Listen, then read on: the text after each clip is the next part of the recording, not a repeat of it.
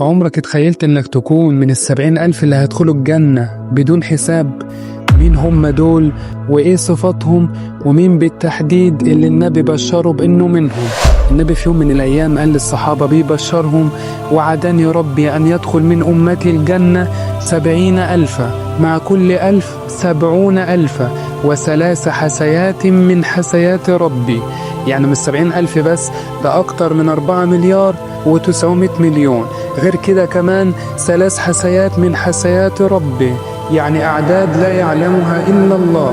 طب مين هم وإيه صفاتهم؟ النبي قال: هم الذين لا يسترقون ولا يكتوون ولا يتطيرون وعلى ربهم يتوكلون. يعني مش بيدوروا على الرقى من الناس، مع ان الرقية مش حرام، بس هم عندهم توكل كامل على ربنا.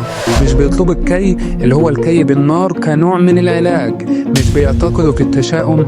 اهم صفة عندهم توكل رهيب على الله. فواحد من الصحابة اسمه عكاشة بن محصن، اول ما سمع الكلام ده قام بسرعة وقال: يا رسول الله، ادعو الله ان يجعلني منهم. النبي قال له: انت منهم.